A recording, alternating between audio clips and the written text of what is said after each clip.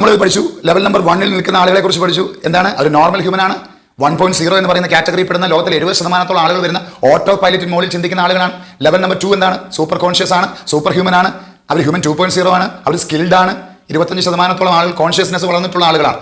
ഇനി നമ്മൾ പഠിക്കാനായിട്ട് പോകുന്നത് ഈ ഒരു ലാഡറിലെ 3ാമത്തെ ലെവലിൽ നിൽക്കുന്ന ആളുകളെ കുറിച്ചാണ്. ഞാൻ ആദ്യം പറഞ്ഞ പോലെ തന്നെയാണ്, ഓരോ ലെവലും കവർ ചെയ്ത് പോകുക എന്ന് പറയുന്ന ഒരു ഹെർക്കുലിയൻ ടാസ്ക്കാണ്. ഒരു ലെവലിൽ നിന്ന് അല്ലെ നമ്മൾ എന്താണ് ഒരു ഏണിപ്പടികൾ കയറുന്നത് പോലെ ഒന്നിൽ നിന്ന് അടുത്തിലേക്ക് കാലെടുത്ത് വെക്കുക എന്ന് പറയുന്നത് അത്ര എളുപ്പമുള്ള കാര്യമല്ല. ബോധത്തോടുകൂടി മാത്രമേ ലെവലുകൾ കംപ്ലീറ്റ് ചെയ്യാനായിട്ട് കഴിയത്തുള്ളൂ. 5 ലെവലിനെ കുറിച്ചാണ് പറയുന്നത്. 3ാമത്തെ ലെവലിന്റെ പ്രത്യേകതയാണ്, 3ാമത്തെ ലെവലിൽ നിൽക്കുന്ന ഹ്യൂമൻ 3.0 എന്ന് പറയും. എന്താണ് ഹ്യൂമൻ 3.0? അവർ കുറച്ചുകൂടെ സ്പിരിച്വൽ ആയിരിക്കും. സ്പിരിച്വൽ ഹ്യൂമൻ എന്ന് വേണമെങ്കിൽ വിളിക്കാം. ലോകത്തിലെ 4% താഴെയുള്ള ആളുകൾ, അതായത് ലെവൽ നമ്പർ 3-ൽ ഇരിക്കുന്ന സ്പിരിച്വൽ ഹ്യൂമൻ എന്ന് പറയുന്ന വ്യക്തികൾ, അവരെ ഹ്യൂമൻ 3.0 എന്ന് വേണമെങ്കിൽ വിളിക്കാം. അവരെന്താണ്? അവർ ലോകത്തിലെ 4% മാത്രമേ ഉള്ളൂ. ഒരു കൺസൾട്ടേറ്റീവ് എന്ന് പറയാം.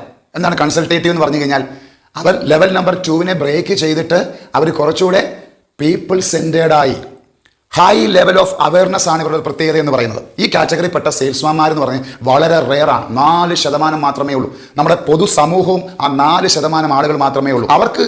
അവർക്ക് ലോകത്തിൽ അവർ കൊടുത്തിരിക്കുന്ന സ്ഥാനത്തെക്കുറിച്ച് നല്ല ഉത്തമ